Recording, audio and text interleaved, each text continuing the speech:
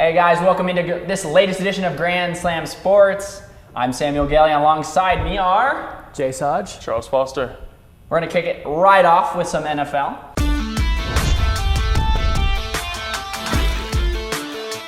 Some interesting games last weekend, guys. Actually, really intriguing. I mean, definitely there's some shocks here and there. Baker pulling off a really good game against the Bears. Yeah. And we also were looking at games like the Giants coming back against the Cardinals 31-28. Very impressive from Daniel Jones. I think 321, 3 touchdowns. Yeah. Very impressive. Bills beat the Raiders. Chiefs beat the Jags.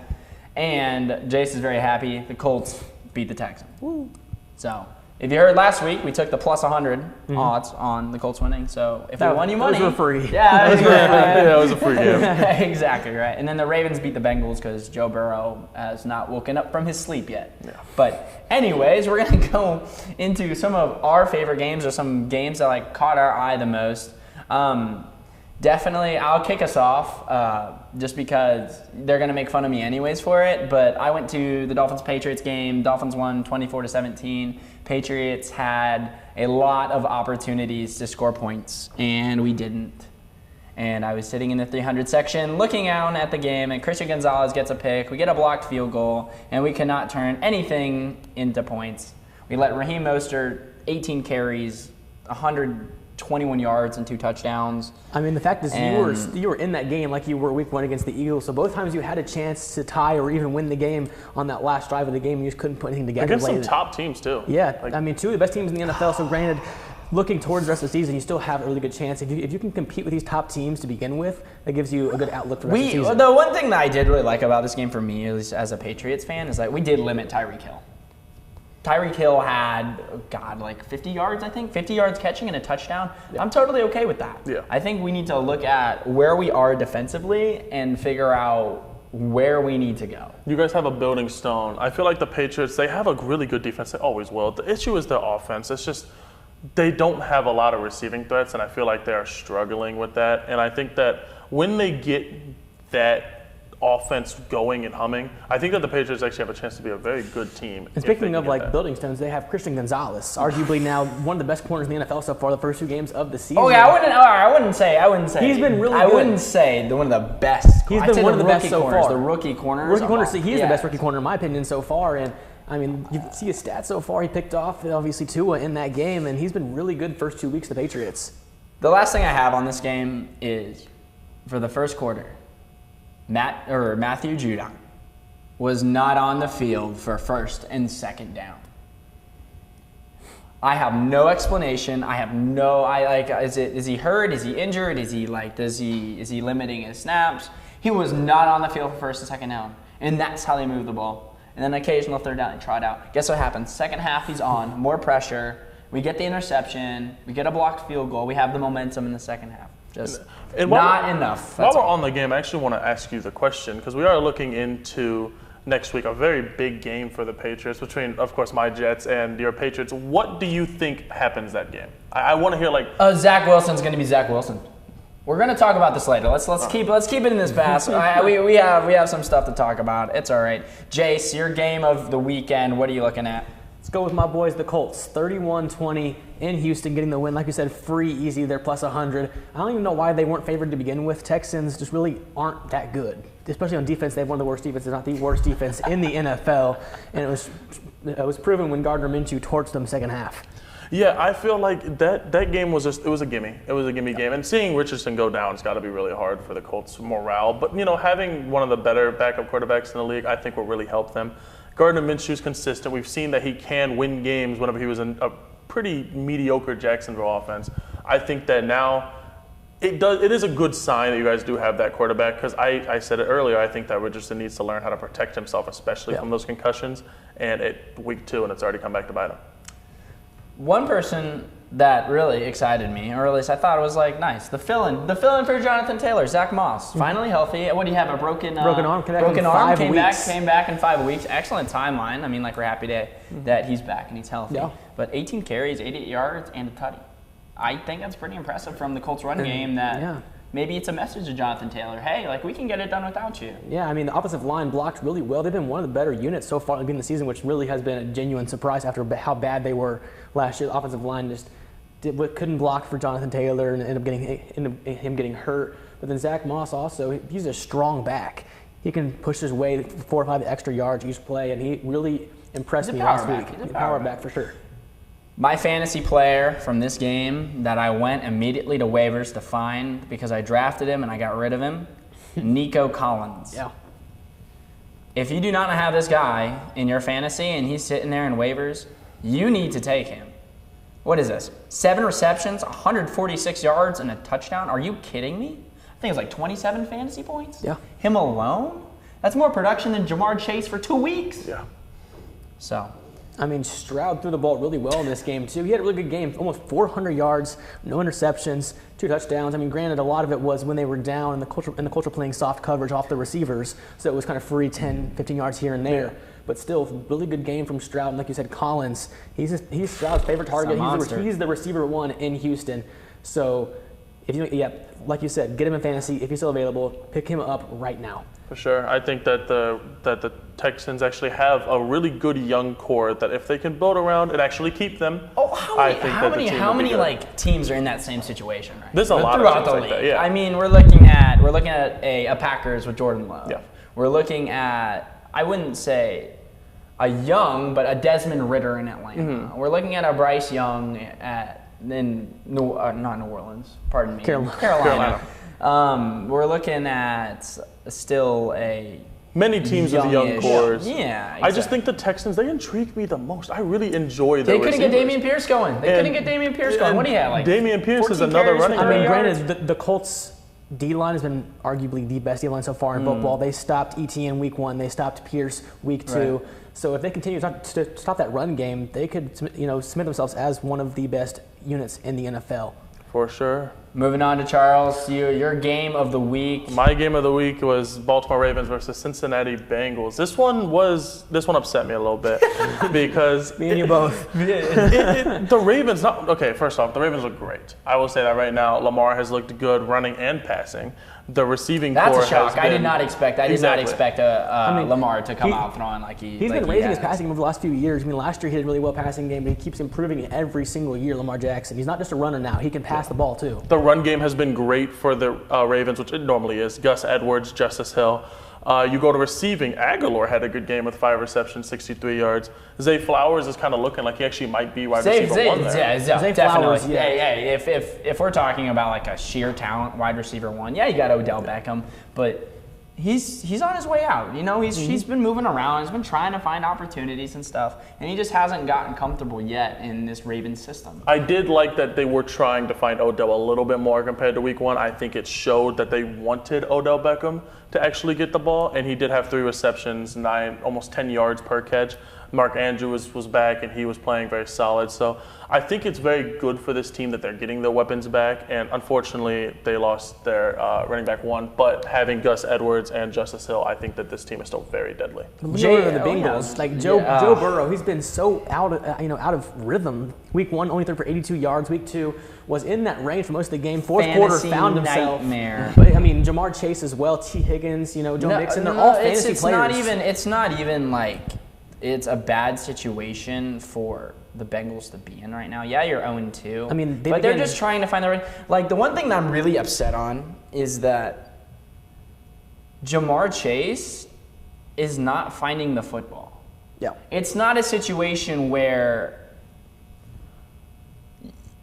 you're not throwing to him. He's not getting open. He's not getting the separation. He doesn't look the same. And when Jamar Chase doesn't look the same, Joe Burrow is out of sync. And then you got your 2 superstars out of sync. You're talking about T. Higgins, 8 receptions, 89 yards for 2 touchdowns. And where's Jamar Chase? 1, 2, 3, 4. The 4th on the list for receiving. Behind Joe Mixon in receiving. Behind Joe Mixon, the running back. I mean, come on. I'm very Where's interested. Jamar gonna pull himself up by the bootstraps and say, "Let's go"? I'm very interested to see how this offense does against the Rams next week because it isn't necessarily all them. They are going against 2 very good defenses, and as a team that really does struggle O-line-wise, going against Myles Garrett was not the best thing in the world for week 1.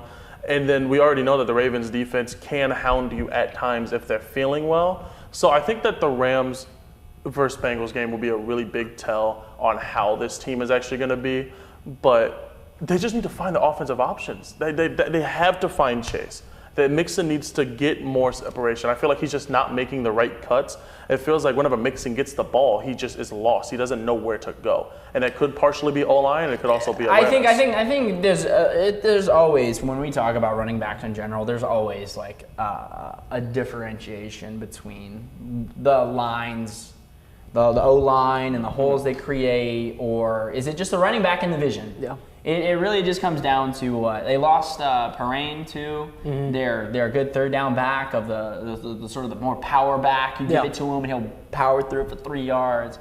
Get that. So they have to adjust their game plan just a little bit because you're going from a power back to a guy who's, if you have him back there with you and you have him on protection duty, he's going to go for the legs or he's going to go for a cheeky chip instead of getting down there and gritty and grabbing somebody and holding them.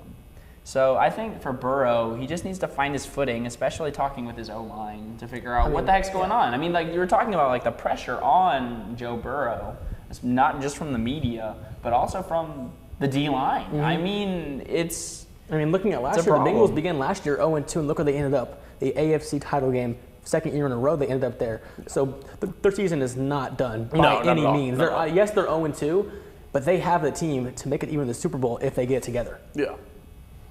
I don't think it's a matter of if. I think it's a matter of when. Oh yeah, 100%. Because it's Joe Burrow is Joe Burrow, and he'll get it together for sure. He's going to show up in his sunglasses and his suit. He's in his little food coma after getting paid right now. He needs some time. Last game that I found kind of interesting was, where is it? The Chargers-Titans. Yeah. Wow, I took the Chargers money line, and believe me, I was screaming at my television because Ryan Tannehill decides to show up and go 20 out of 24 for 246 yards, a touchdown. I mean, it was a game that it shocked me, and it was the Chargers are always going to be one of those teams that no matter what happens, their game is going to be very entertaining. They have an entertaining offense. The Chargers. They have a good O-line that can make their run game good, even though their run game was non-existent in that last game, and not having Eckler definitely showed there. Well, do you think that shows more to the elite level of Herbert not having Eckler there? I mean, we're talking about he went for 305 and 2 touchdowns. I mean, Herbert is Herbert. He plays well game in, game out. He just doesn't have that team around him that's, I think, Super Bowl caliber yet. Super Bowl caliber? That's where I'll argue with you, Jace. That's where I'll argue with you because he's got Keenan Allen. He's got Keenan Allen, yes. He's got Keenan Allen. He's got Mike Williams. Look at his defense. His defense, you have to have a good defense to be a Super Bowl team. You see Tom Brady's teams, they had some of the best defenses in the NFL. Mm-hmm. You look at some of the teams recently, the Rams, they had the best defense in the league that year. The defense really matters when it comes to making a Super Bowl. And it means a lot in football. And it's important. I feel like Eckler's kind of become like a safety blanket. Oh, Herbert's struggling. Just give the ball to Eckler. He will get you 100 yards. I don't know how he does it. Do you blame him? I mean, or even if it's not in the run game, it's the pass game. Just touch back, just throw it back. Eckler will get open. He's always open. He always finds space. Whenever you do not have that, it showed that he definitely missed his little safety blanket. Every quarterback has his it. Safety blanket. So. He left his blankie at home. He left his blankie at home. Keenan Allen did great, 8 receptions, 2 touchdowns, and 111 yards. I had him on my fantasy team. Mike Williams, another receiver that did good, 8 receptions as well. I like their team. They have a team. They don't get a lot of rack yards. You kind of just throw it, they catch it, and they just sit right there. I mean, but no movement. How much longer do you give Herbert? Because they've consistently been, missing playoffs or just inside the playoffs last year that they lost to the Jaguars first round. How much longer do you give Herbert to really make something out of this team? Herbert's their guy. I think that despite how the struggle go, Herbert is still has elite potential, and I think that if they can build a defense around him, a better secondary, their line. And people argue that he already is elite. Do you believe that he's elite, or do you think he's one step below that? No, not yet. Yeah, it's not his full potential. All right, so we're going to move on to a segment that I created for this show. And it's going to be quarterbacks this week, but we're going to move on to wide receivers, we're going to move on to running backs, blah, yada, yada, yada, the whole shebang. But we're talking about start, bench, or sell. And our 3 quarterbacks today, guys, Derek Carr, Baker Mayfield, or Jimmy Garoppolo. Who are you starting, who are you selling, and who are you benching? I will go first. I am going to start Baker Mayfield. Start Baker I'm going to start Baker Mayfield. over Jimmy and Tannehill? Okay. Yes. Yep. Okay. Without a second thought. Carr or Tannehill? Like, are we doing Carr or Tannehill here? We're going to go with Tannehill. Okay. Yeah. I would definitely. Sorry. I have something. was totally confused I had something different in my notes. I would Sorry, definitely start Baker here. I think that Baker. I mean, he's shown that he can win games almost by himself. Like Baker's locked in. He's great. He's just very inconsistent at Very times. inconsistent. He has weeks where he's phenomenal, and then next few weeks he's one of the worst quarterbacks in the NFL. But right now, I mean, yeah, you start him. He's younger than those guys. He's almost as proven as those guys. I think that with the youth movement and his potential, I think that you go Baker here. I think I'm going to start Baker as well. I think I agree with you both. I think he has the potential to really lead a squad to a win rather than Jimmy. I mean, we saw Jimmy do great in San Fran, but look at the squad he had around him. Arguably the best squad in the NFL, still is to this season. I think Baker's clear-cut number one of those three. I think the interesting part will be the bench. Like between bench. Tannehill and Garoppolo. I'm going to go Garoppolo here. I don't like Tannehill as a quarterback. I mean, granted, I'm a Colts fan, so I hate the Titans, so it's kind of, it could be a little bit biased here. But I think that overall, Jimmy just has better qualities in a quarterback than Tannehill does. I would have to agree with that. I think that it just kind of shows that Garoppolo, he's been there, even despite having a good team. Tannehill's also had some very good teams. Yeah. He had a literal titan in Derrick Henry on his team, and Yeah. couldn't make it. And I feel like even though he's had some receiver issues, AJ Brown, having that, even having Julio at one point, that team has had some great teams, and Jimmy G has had. They've had arguably equal opportunities, and Jimmy G's just made more of it. So, I think we all agree that Ryan Tannehill, there's doors over there. We'll compensate you maybe. Charles will hand you a candy bar as you go out. But other than that, so we're going to go on to the games this weekend, week 3. The Giants-49ers played last night. It wasn't really a contest. Didn't surprise me. That's the way I thought the game would go, really. Yeah. San Fran is just clear-cut the best team. Kind of weird stat here. They've scored 30 points exactly in all their first 3 games. Wow. So That's actually weird. And they're 3-0 as well. So 3-0 4 times over now for the It's a great San team. Fran. I mean, that's Super Bowl might favorite be the right best there. team in the NFC. Yep. Maybe the Cowboys compete with them this year. I mean, the Cowboys just lost Trayvon Diggs. We'll get into that in a second. But that's a big loss for the Cowboys. Okay, so with our remaining 3 minutes in this segment, we're gonna give everybody a minute on a game that they're most looking forward to this week, And then all of our picks. and then all of our picks. Yeah. So I'm gonna go quick here. I'm gonna see if I can do this really quickly. Patriots Jets. Honestly, I think would you agree that that's the one I'm gonna be most watching. Those are y'all's that's two my- teams. Yeah, so- I mean. It's We the haven't battle beaten you guys of the since mediocre quarterbacks. Haven't beaten you guys since 2015. I think that the team. That's a crazy stat, It's the best chance in a while, No, but you're with not Zach gonna beat Wilson, it. the It's pressure different. that they're going to have and how bad the Jets O-line has been. If Zach Judon Wilson, is throw me the playing, ball. Okay. if Judon has been playing or does play on all downs, he's going to be a problem. But if they limit Judon, I do think that Wilson might get a little bit too comfortable. And his scramble game did impress me a little bit. I'm interested to see, but I'm going to take Jets here actually. All right. But it will be a good game. Is it a little bit bias in there? Yeah, A little bit, but I also It's think that they do biased have in the my better pick too. roster. I'm gonna go Pats. You're going to go All right. Pats? So my game, obviously, I'm going to go over my Colts. They're playing at Baltimore against Lamar Jackson. I mean, obviously, we're looking forward to a Lamar Jackson versus Anthony Richardson battle, but AR was just ruled out an hour ago by head coach Shane Steichen, along with center Ryan Kelly. That's going to be a problem, especially in that run game. See if we can get Zach Moss going. I mean, And also lose your looking center. towards Sunday, a tropical cyclone is going to go right into Baltimore as the game begins. So rain and wind can really affect this game. So it's gonna be a maybe run take game. the under in this It's going to game. be a running game against one of the He's gonna take best the under. running He's gonna teams take in the under. the I league. think I'm That's enjoying one it as problem. well. Against Lamar Jackson, that could be a real problem for the Colts. I'm going to take Baltimore. I'm going to go unbiased here. The Colts aren't good enough yet to beat Baltimore in Baltimore. Yeah. Sam's picks. 1 minute to do so. Falcons, Lions. Lions. Lions. Lions are at home. I think they're the better team here. Saints, Packers. Saints. I'm gonna go Packers. Packers I'm as gonna well. go Packers. I'm gonna go Packers. Packers here. at home. Jordan's Saints are looks 2-0. impressive. I don't think the Saints are going to go 3-0. I like Just the doesn't- Saints team. I think that they got this Really? one. Yes. Chargers, Vikings. Chargers. Shootout, but I have the Chargers. It might be shocking. If Shootout, Eckler Chargers. plays. Give me the Vikings. Be a little bit different here. I think the Vikings just haven't, Dave Jefferson, I think he'll be the standout in that game. Unagreed. Broncos, Dolphins. Dolphins at Dolphins. home. That's not even. That's just dangerous. That's going to be a blowout. Miami. Texans, Jags. Got the Jags. Give me the Jags. Jaguars. Massacre. Titans, Browns. I have the Browns. Titans here. Give me the Browns. No, I have the Titans. Browns at home. I mean, I don't think know Derrick Henry gets a lot I'm of- a big homer with a lot of these home teams, but I think there's the better Browns team here, here, the in my Titans. I'm gonna take the Titans here. We'll see. Bills Commanders got the Bills. Bills. I think the Commanders Bills put up a fight. yeah, The the Bills. Commanders This would be are an gonna have interesting game. I think they could put up a fight, but I'm going to go Buffalo as well. Colts Ravens. Sorry, Ravens. Jace got the Ravens. No worries here. And Charles and I are gonna look at you with great intent for this next one. Patriots or Jets? Give me the Jets. Oh my Yeah. God, man. Panthers Seahawks. I got Seahawks. Geno. I think Geno. Bryce Young is still gonna struggle. Yeah. Geno. Seahawks. Bears Chiefs. Chiefs. Chiefs. That's going to be 30-point win possibly. Start your running backs if you have a Chiefs running back. Start Pacheco. Yeah.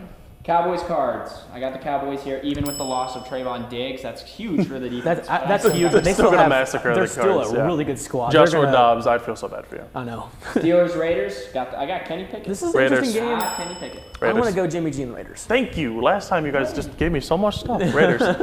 Eagles Bucks. Eagles. Good game, but This was Eagles. going to be interesting. He's gonna go Baker. I'm going to go Eagles, but the Bucks are going to force this game maybe even to overtime, I think. Agreed. Really? Yes. That's a shock. And Rams Bengals. Bengals comeback win finally. You think they're gonna make do with their 2-0 start and go 3-2 here, or 1-2 here? That was good They're math. gonna get the footing. And I believe do. so. It's all right. We got the I do. numbers right. Yeah. I think. Against the Rams, I mean, the Rams are still a good squad, granted, but I don't think they have enough power to beat the Bengals. Agreed. A But they Bengals did team put up a that's- good fight against the An, 49ers. an angry Bengals team at that. Yeah. Burrow redemption game, I hope, please. You've proved me wrong already. A lot to watch this weekend for NFL. When we're back, we're going to be talking with Charles and Jace and I about some MLB, maybe some odds about who wins what, and the games this weekend. I know Charles gave me a bet to put in, and that didn't go well. So we're going to go over that, and I can scold Charles about me losing what is it, $2-3. Yeah, it's not much. Stay with us here at Grand Slam Sports, and we'll be right back.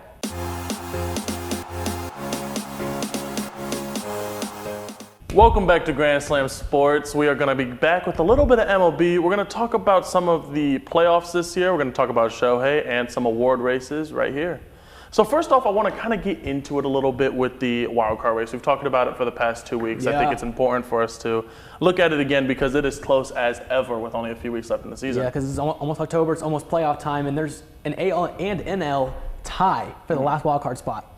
Yeah, I think that this year it's been fun because there's not a lot of like massive super teams. There's a lot of like a few of those teams that like they have really good teams. They don't have a lot of superstars like the Marlins come to mind, but their team meshes so well together and they've played really well this season. It's been very interesting this year to kind of see what teams are at the top and what teams are at the bottom, like the Padres and the Mets. Yeah, looking at the AL, the tie right now between the Mariners and the Rangers for that last wild card spot, and Toronto's only a half game ahead of it. So really a three-way race for 2 spots between 3 teams that are very similar in caliber. Which 2 do you think will come out of those?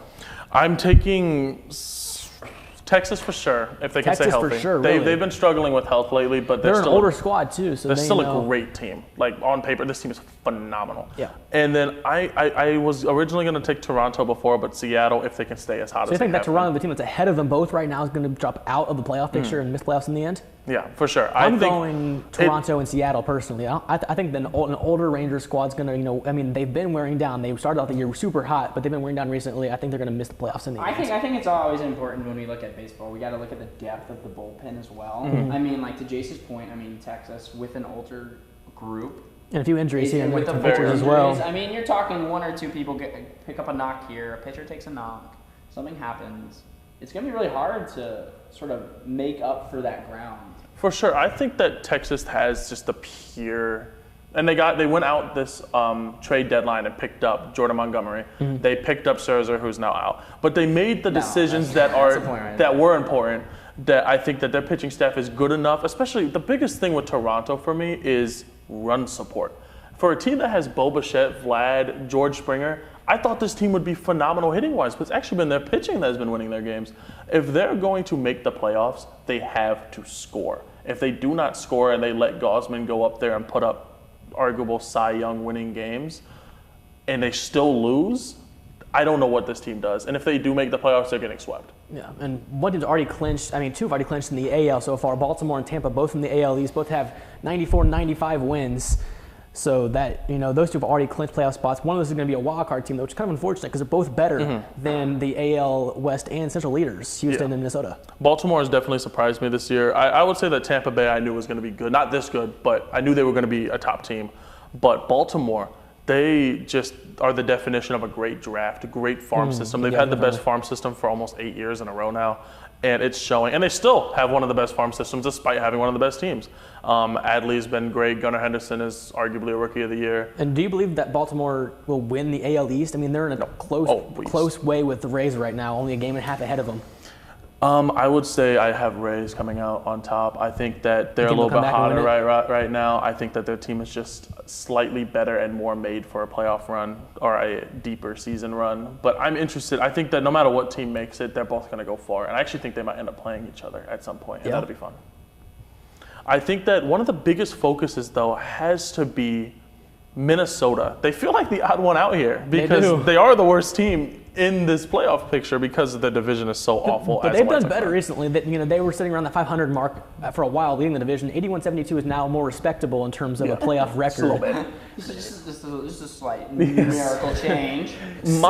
Still rough, but they aren't that bad of a squad. My biggest question is, there's so many underlying factors with this team.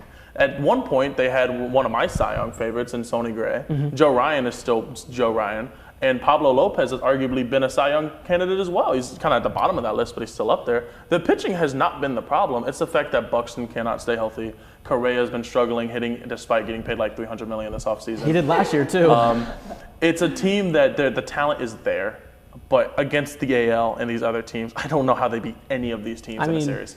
As it stands, I mean, they would face the whoever gets in that last spot. So right now it'd be Seattle or Texas. Do they match up well against them, you think? I don't know. I think that both of these teams, no matter which one of the two come out, they beat the Twins here. They have better teams, especially Seattle. I mean, granted, in the wild card, it's a 3-game series all hosted by, say, Minnesota. So they'd have a home field advantage for all three of those. And they do have a good home field advantage. I've been to Minnesota. It's a phenomenal place to watch baseball. So I believe if they get that home field advantage, which they probably should in the NL Central now. They will. They are locked in. They're locked in, like you said. I think that they win that wild card matchup, but then they go on to lose to say it's like Houston when they have to face them, unfortunately. Yeah, I think that if Seattle's the one that makes it, I think that Seattle is the best built from the wild card here, other than Tampa Bay, of course, to go the farthest. In the name of the game is depth, as he said earlier, and when it comes to pitching, the Mariners have arguably the best in the entire AL. Yeah. I mean, they have 3 borderline all-stars. They have a Cy Young winner in Robbie Ray, if he could stay healthy. I don't know if he's playing anymore. Yeah. Castillo is second place right now in Cy Young voting. I mean, the team is great. They just, once again, no run support. So it'll be very interesting. But I kind of want to look at the closer one, the more fun one, in my opinion. The NL. Look at the NL. The NL has been fun. Atlanta and the Dodgers both just clinched. Philadelphia will be clinching within the next week or so. Yeah. Milwaukee's likely also going to win. So it's really down to, once again, those last 2 spots for 3 teams between Arizona, Cubs, and Miami, and also Cincinnati. Yes. I mean, Arizona's now 2 games ahead of the Cubs and Miami for the last spot. So Arizona right here. Arizona's been a win of 5. Yeah, they've won 5 in a row. Won 5 in a row. They're really. I mean, 0.29. Look at. I mean, like 81 wins, 72 losses. For me, Arizona just looks like they're hot right now. And you go into like a casino or you go into like a place where like they deal cards, you got to deal the hot hand. Yeah. And for me, Arizona is that. Arizona, I saw a stat that Gabriel Moreno, their catcher, their win-loss without him, whenever he does play, is like, I want to say they are negative when he does not play. Now that he's back from injury after missing a decent amount of time, and Zach Gallen's having a Cy Young candidate performance, I think that this team has a chance to go very far. Really? I think that they won't win at all. I don't even think they make it to the NLCS. But NLDS, I think, is definitely their ceiling for them. The Cubs, I think, are about to drop out because they are like ice cold right now. But I want to look at something that I've kind of noticed lately. I don't know if it's possible, but it's something to keep an eye on. The Padres. Yeah. They have won 7 in a row. They're 8-2.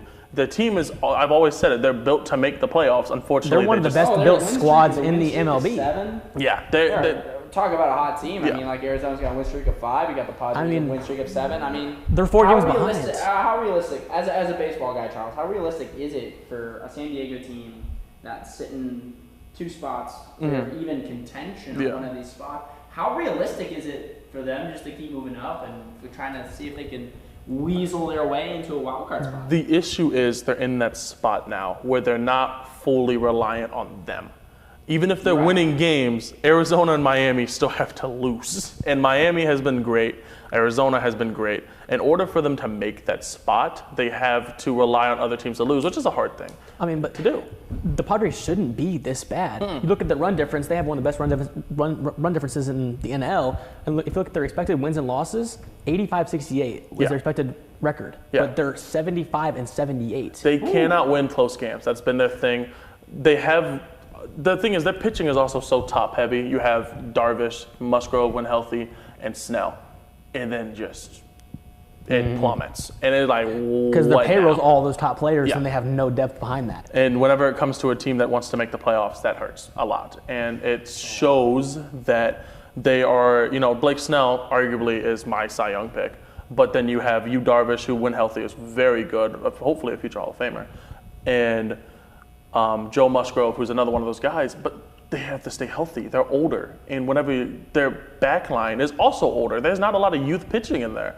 So it's hard for a team like this to be as on fire as they are. But then you go on those 4th or 5th days, whenever you have Lugo or Wacha pitching, and you're like, I don't know how this game's going to go, because they're very inconsistent and can lose you a game on their own. So now looking at those last 2 spots, which of the 4 teams, even 5 even 6 with San Francisco, which 2 do you see making the wild card? Miami and Arizona. Miami, Arizona? Yeah. Sam? Good. Guys, don't look at me. I'm going to play the hot hand here. I mean, I feel like Arizona's got the momentum. Yeah. I don't see it slowing down anytime soon. No. I got Arizona, and I think, the Cubs on a losing streak of 2 right now. I think they're going to turn it around and figure it out. The nice thing about baseball is that you're able to really sit down and identify your weaknesses before every inning, before every game, and really look back and see where you're lacking and stuff like that. When it kind of comes to a football or a soccer, you can't really make little minor adjustments here and there like you can in baseball. For my 2, I'm going to go with a hot take here. Because my Yankees play Arizona coming up, I think we're going to win that series, and I think we're going to drop Arizona out of the playoff picture. Wow. So I think Diamondbacks miss the playoffs entirely, and then Miami makes it along with Cincinnati. Wow. So no Cubs or D-backs, who are the current 2 teams. Okay, Jace, you got to look at the camera. Yeah, look at the camera and tell them. It's going to be Cincinnati. Is that what I said? Yeah, Cincinnati. I said for a second. He's already forgotten. I think Arizona drops out. It's fiery because baseball, we don't know what's going to happen. No, never. And it's hard. The thing is, Cincinnati, they're very young, and that's what makes them so fun. That's why I like them. No idea what they're going to do, because they go from games where they look young and they're just awful against some teams they should be beating, and then they go against a series against one of the top teams and they will run them out of the ballpark. Cincy fans are very happy. You've seen how loud they are getting whenever they're in Cincy. It's going to be fun. It's going to be very fun to see this race tighten up. We're going to look back at it a little bit next week and see how we're doing on those predictions. But I want to move on a little bit and talk about Shohei Ohtani, the face of baseball right now. And it hurts because Shohei was just announced about a few days ago that he will not be pitching till 2025. And with it being his contract year, it really makes me question, what does that mean? This was a man that was going to get paid close to $500 to $600 million. He's still going to get paid because he can still. He'll still be able to hit next year. What would I even do with that money? Yeah, no. Good luck. You hear some of these professional sports contracts are like, oh yeah, he's only getting paid $300 million a year. That's it's the only term now. It's kind of insane for how much they get paid. Look at the NFL. Look at Mahomes. He got that huge deal, $500 million.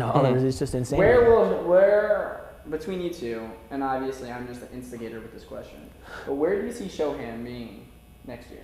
Where will he be, and what will he be doing to close out the segment? It's hard because I want to say, if he does not stay with the Angels, he does love LA. I think I've been saying it since the trade deadline. Dodgers. I think that he will go with the Dodgers if he does leave the Angels. I know that he really likes playing in Anaheim, so I do think that he would stay if Trout stays. Now, if Trout leaves this offseason and the Angels have given Trout permission to seek a trade, then Shohei's gone. There's no way that he wastes his career in a place like Anaheim whenever he's already 29 because he played most of his career in Japan. He is the best player in baseball and arguably one of the best players we've ever seen in baseball. And I mean, he's changed to waste the game. it The way he's already done it. in Anaheim would be it'd be a sin. Like I said, I think Dodgers are probably the favorite to go pick him up. There's a few teams I could see fishing out some money for him, like San Fran even can maybe try to fish out They've some been money looking for a him. star for a while. I know. San Fran tried to get Judge last offseason luckily for me, stayed with the Yankees. But I could see San Fran fishing out money for him because they're that one star away from a genuine World Series squad. I've also heard about the Cubs a little bit. I've kind of been making traction. Like Chicago, as someone who's from Illinois, they have a squad and they're looking. Unfortunately, I won't be getting the pitching from them, but just imagine that lineup: Dansby, Bellinger, Shohei. That's a good team. We talk about big names in any sports. Do you think that a big name like Shohei Ohtani would definitely increase ticket sales, shirt sales? Oh, yeah, 100%. I would go up to Chicago to watch him play, and I'm a White Sox fan. I would be going to the Cubs games. The Cubs already have one of the biggest fan bases as it is. Imagine growing that internationally with Shohei Ohtani. Being from where he's from, you grow his fan base. Another thing that's important to look at with the Dodgers is that they've had a massive focus on Japanese pitchers. I think that with them, I forgot what his name is, but they're signing one of the top pitchers from the Japanese I heard about World that. Cup squad, and they're focusing on getting those Japanese pitchers, which could be a little nudge to like, hey Shohei, we got your pitcher, or it could also just be because that's the move to go. Yeah. Kodai Senga has proved, Masataka Yoshida have proved that hey, some of these Japanese guys are better than a lot of MLB guys, and most of them have panned out, other than Shintaro, but I think that he just needs some time. So I'm very excited to see where Shohei goes, and also where some of these other Japanese imports go, to change the game that we love so much. To close out this section, we're going to revisit our wild card teams. What are your picks for the NL? Go. Miami and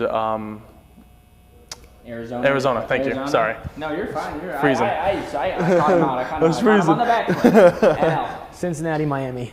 And I'm going to go Arizona and the Cubs. I think Cubs turning it around. We're going to go to the. Whoa. He put up his finger.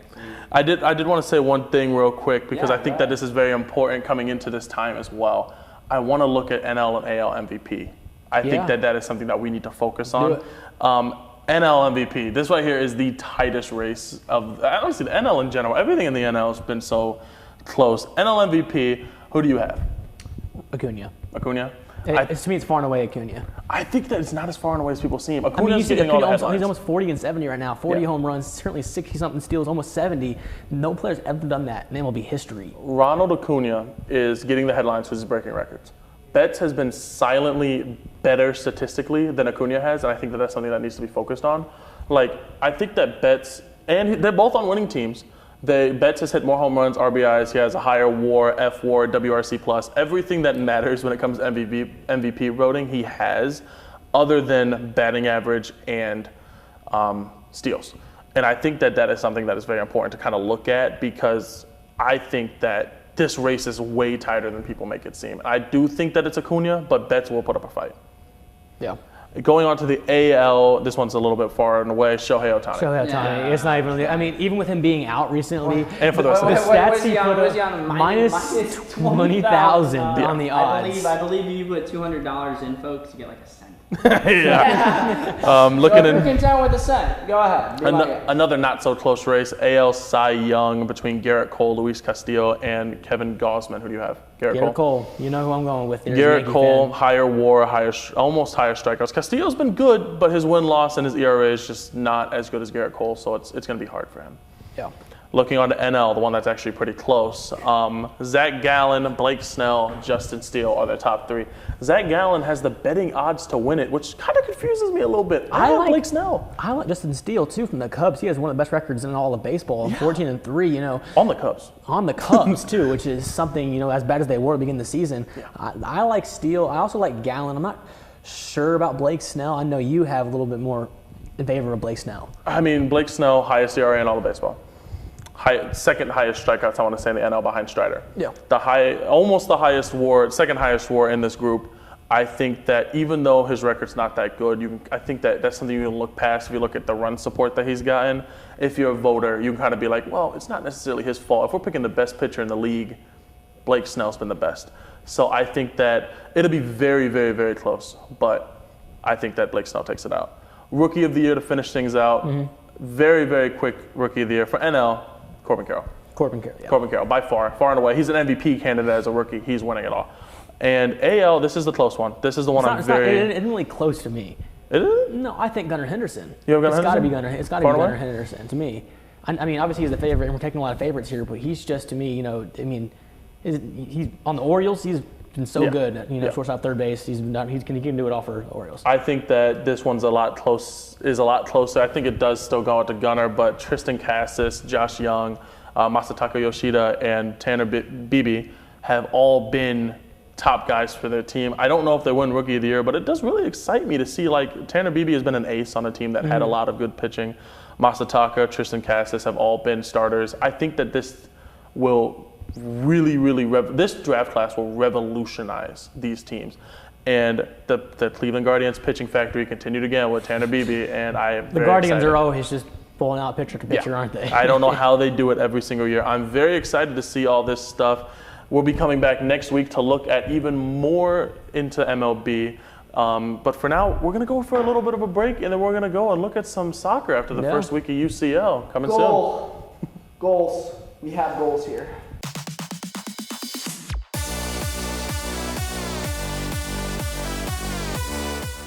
Welcome back into Grand Slam Sports for our last segment of the day. We're looking over some soccer.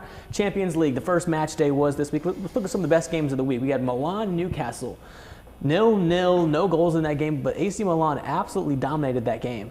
I was expecting at least a goal. I'm not. The 0-0 was not expected. Do you know how many shots Milan had? You know, off the top of your head. 25. I know. I looked at it. 25 shots. And how many Newcastle had? 6. One of the 25 shots had to go. Yeah. You saw Rafael Lau. I mean, yeah. Rafael Lau, he cut in from the left. He juked the kid. He got another one. Nutmegged another one. He was right in front of the goal. Ball rolls away. I was like, and looking at the XG, it was 2 to 0.2 expected goals from AC Milan. And AC Milan is my favorite Italian team. It's kind of unfortunate seeing them after losing 5-1 to Inter. We'll get into that in a second. But then drawing Newcastle at home in the toughest group in the Champions League, which also included the PSG and Dortmund game. That one ended 2-0 in favor of PSG. Mbappe with the penalty and Hakimi with a second half goal. Not surprised on the PSG. I think that's exactly what we predicted was 2-0. We predicted. Yeah. I told you last week that Mbappe was going to show his face from the penalty marker, running away doing his. Let's look at Real Madrid. Jude Bellingham, once again, third time this season scoring a late winner. Did you see? 2 in La Liga and now 1 against Union Berlin. Did you see that? I saw a thing on TikTok where he went over to the corner where all the Real Madrid fans, and he went. Yeah. Everybody in the stands. They're doing it. Best signing of the transfer window. Last time I saw that, guess who was there? Cristiano Ronaldo. That's the only time I've seen the Real Madrid. Real Madrid 1-0 against Union Berlin, which is kind of interesting because Union Berlin, they aren't that. I remember checking into that game. I saw it was 0-0 at that point. Union I'm like, Berlin, wow. I think Jude Bellingham has a savior complex. Oh, yeah. Best signing of the transfer window. Union Berlin has been a really good story. 4 years ago, got promoted to the Bundesliga, and then now within the few seasons, getting a Champions League football to Union Berlin is really impressive. So good story for them. Let's look at Lazio and Atletico Madrid. That game ended 1-1 with the goalkeeper scoring an equalizer in the 95th minute for Lazio. As Atletico is my favorite La Liga team, I almost flipped my TV. I don't understand. I don't understand. But my team both of my teams, we just wanted to draw this weekend. Yes. Speaking of your teams, Real Sociedad 1, Inter 1. Lautaro Martinez getting an 87th minute equalizer to actually, savor a point in that game. I love Lautaro. Thank you so much. We're gonna get on to your Manchester City a little. That's what we're gonna do right now. Actually, we're talking about we played Crvena Zvezda, the Serbian champions. Granted, Serbian champions. And it was throwing Jace a fit and it was the first group chat. I will tell you that much. What are you doing? And then guess what happened? The goalkeeper on a misplay, Julian Alvarez from the left side of the box. Do you think it was a cross or a shot? In all honesty, it was definitely a cross, but the way it curled in, it was more of a shot. But it was 1-0. Crvena Zvezda led at halftime. That was their only shot of the half. We had 22 City shots. Which is absolutely insane. Luckily, City got about the shots. Yeah. Luckily, City got 3 goals, second half win 3-1. 2 from Alvarez, 1 from the GOAT Rodri, the best CDM in the world. They just did what they were supposed to do in the end of the. I mean, even though they were down at half, they did what they were supposed to do in the second half. And at the end of the day, that's all that matters. Thank goodness, because that was a Wi-Fi password we played against. Winner chicken dinner. Looking at the other game we'll talk about, Sam's Bayern Munich 4-3 against Man United. I don't understand what happened. How do we let Casemiro score 2 goals? One of them was on the ground. He was laying down and kicked it in. That was insane. But how about Onana? Had an absolute shocker of a game. I don't want to talk about Onana. I miss him in Inter, but now I don't. I don't miss him as much in Inter anymore because he is struggling. He had an absolute howler. That game was an absolute howler. Season has been a howler for him. I'm very happy with the way that Bayern this played. is the 19 shots to 9, 9 shots on targets to 4, 602 passes to Man United's 393. The time of possession is 60% possession to Bayern, 40% possession to Man United. So we doubled them in basically every stat. But the thing I just don't understand is how do we let a Man United team who's been struggling to find results, struggling to find goals. Yeah, this has been the third game in a row. Let them find the back of the net three times. Yeah, this has been the third game in a row that Man United has allowed 3 or more goals. Figure it out, Tuchel. Figure it out. I'm on my next flight to Munich. Okay, but what are your guys' thoughts on the problems within Man United? Because they've been struggling. They lost to Brighton 3-1 over the weekend, and then It's a confidence issue. You think so? Confidence issue. I mean, it most definitely. No Anthony now did the allegations. No Sancho because Sancho's just not being a team player. Yeah. Does Ten Hag have a problem? Yeah, I mean, I wouldn't necessarily only blame it on him, but it is definitely a problem for Man U because it is a confidence thing. Because it's not like they're losing to all these teams that they're not supposed to be losing to. Like Bayern, we knew they were going to lose. But Brighton at home at Old Trafford, it was supposed to be the fortress. They lost 3-1 against Brighton of Albion. But Brighton is also still a very good team. Brighton's on the up though. But Brighton also just lost to AEK Athens. Yeah. Brighton lost to AEK Athens in the Conference League. I mean, in the Europa League yesterday. Yeah, you're right. At home at the MX Stadium. I feel like that was just that was a first game jitters kind of thing. They haven't ever it played. was their first European game ever. That is right. What's his face? Pedro scored the first goal for Brighton in any European competition. A penalty. A penalty. He scored 2 pens in that game, actually. That was only 2 goals. That's awesome. Congrats to Brighton. But we do look at. And they're in a tough Europa League group too with Ajax and Marseille. So Brighton has a tough Europa League group. I think the problem that Eric Ten Hag has is that last year we saw it sort of come together for him, where he sort of started forming a team, not individuals. But it's come back to the way. It starts to splinter when certain people shy away from the team aspect Sancho. into the individual aspect. Yeah. Which is hard because a lot of the players that are getting in that situation and getting to the point to where they're being a problem for the team. They're players I really enjoy watching too. I'm sad about Sancho because he was a player that I liked whenever he was playing a few years ago. I used to like Sancho because he was a City prospect, academy prospect. I don't even care about the City prospect. I care that when he was at Dortmund. I remember Sancho at Dortmund. He was so good. Amazing. Hands down, one of the best, most exciting players I've ever seen play in the Bundesliga. I mean, we've seen recently these top players go to Man United and just struggle. Mm-hmm. Is it more of like a thing, playing for a bigger team, the biggest fan base in the world? I don't think it's that. I just think every team has a different identity. Yeah. And for a player like Anthony, for a player like Sancho, Man United has always been the hit first, ask questions later. Mm-hmm. You're talking about a Rio Ferdinand. You're talking about an Nemanja Vidic. Mm-hmm. You're talking about Wayne Rooney, who will put you on the floor before you can even blink. To me, I just don't see an Anthony or a Sancho long-term with Manchester United. I mean, Anthony probably won't be, and Sancho probably won't be either. I mean, both of them are kind of in their own different worlds right now. But yeah. Own issues. It's time to move on, in my opinion. Get that out of the locker room. You got to focus more on That's 2 wingers, too, which sucks for them because they don't have now they have Rashford and Garnacho now. Garnacho? I like, what's his name? Garnacho? He scored on us. No, he scored on us. Højlund? Yeah, Højlund. Their striker now. Beautiful. I love that kid. That kid has a lot of fight to him. Yeah, I really like absolutely. And I think that's what they need to focus on. I think they need to have the focus on getting the players that are willing to do the work. They got rid of Fred. I like Fred. I didn't mind Fred. I like him too. I like Fred. But it's neither here or there. We're not Man United fans. Not our problem. I mean, I think Jason's actually happy that Man United Yeah. But This is It's a making smile on my face for sure. I'll tell you that. other than that, I mean, But looking into the Premier League, we'll go back to Milan real quick. They lost to Brighton 3-1 at home. Welbeck, Pascal Gross, and Pedro scoring 3 goals to beat Man United. Welbeck, a blast from Arsenal's past. And then Hannibal Mejbri getting the goal back for United in the second half. It was too little, too late. It's too little, too late. And Brighton absolutely smoked Man United at their own place, Old Trafford, which they haven't lost there in a long time. It's very rare to see that happen. And to lose to Brighton. I mean, Brighton's a good squad, but like it still sounds weird saying. I love how Jason's talking about Brighton like they're still like a small rinky. They still are. I mean, they have the talent.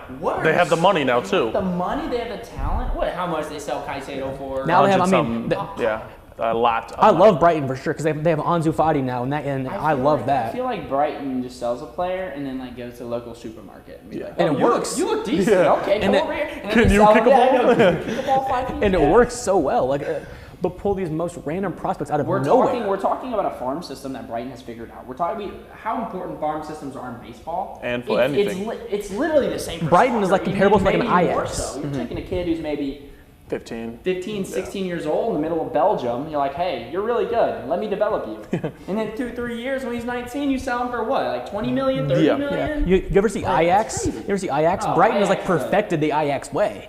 It's really insane what they've been able to do over the last few years. You know, just getting. I mean, they were in League 2 just 20 years ago. I'm very 4th division of England. Very excited for the future. I think that this team has, especially with that money that they got, this January transfer window could be very active for them. They them. went and got Ansu Fati on a loan, and they can buy him. They can buy him. Fati. That's a great for them. Now looking at some other games, West Ham won, Man City 3 at London Stadium. West Ham was up 1-0 at halftime, so the same story as Cervena Zvezda, but yet again, City getting 3 second half goals. Needs to get going in the first half.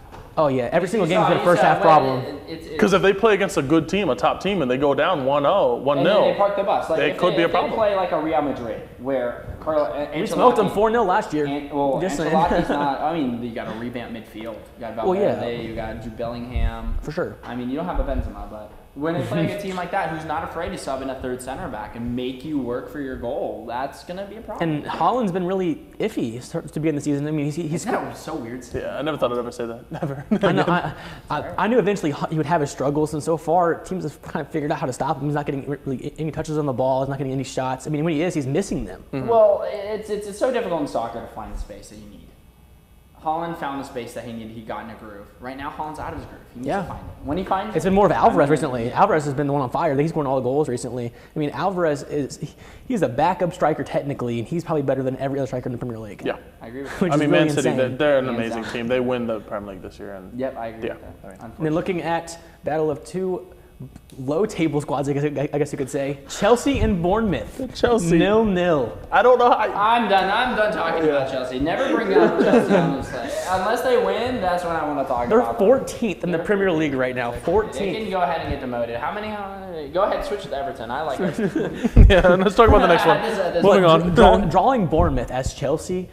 This is like a new all-time low. Yeah. Crystal Palace.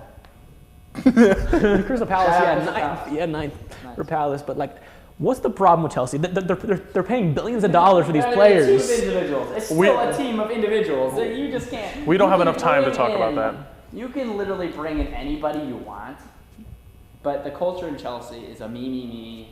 I'm going to do this. I'm going to take the ball. I'm going to score. If they can get the team gelled, they are the best team probably in the world. Yeah. With the amount of talent they keep buying. Yep. Like Mudryk's been horrible since he's gone from Shakhtar Donetsk to. Well, when is like people going to realize, or the general manager's going to realize in soccer, like you can't buy trophies. Yeah. You saw PSG try to do it. City can. They bought a Messi. They bought. City makes smarter purchases. We do smart. I mean, we also sell a lot of players.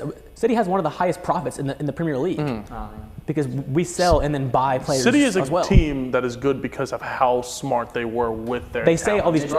They always say we have we have charges, but they aren't real. Yeah. We actually we've done it the right way. You're not real. we've done it the right way. I argued that we've done it the right way by selling and then buying. You know, we haven't. You just turned into a Man City fan last year, guys. No, I was not. I've been a fan since I was 3 years old. I know that for a fact. All right. All right, now look at They the don't know last that. game I want to look at from last weekend. Arsenal 1, Everton 0. Arsenal struggling in Everton. I mean, They got their 3 points, and at the end of the day, that's all that matters. And That's true. that's the way it is sometimes. And even if you do struggle, yeah, get the 3 looking points. at the Premier League table right now, City also obviously in first, 5 out of 5. But then you have Tottenham, Liverpool, and Arsenal Arsenal's going to be second in the upcoming. they're all on 4 wins and a draw. Yeah. And then I know Liverpool fans are. Hey, very Brighton's right there in excited. 5th too. Brighton's in 5th right now with 4 wins and a loss. But now looking at some of the big games this weekend, you have Man United traveling to Turf Moor in Burnley. You think Burnley can pull off any points there? No. You think that United will have a comeback game here? Finally resurrects from the dead and pulls it off. Wow. Guys, thank you for tuning in to Grand Slam Sports. It's been a pleasure. I love spending time with these guys. I love talking course. sports. But we're going to call it quits for today. So my name is Samuel Gailey. Jay Saj? Charles Foster. Back with you guys for another episode next week.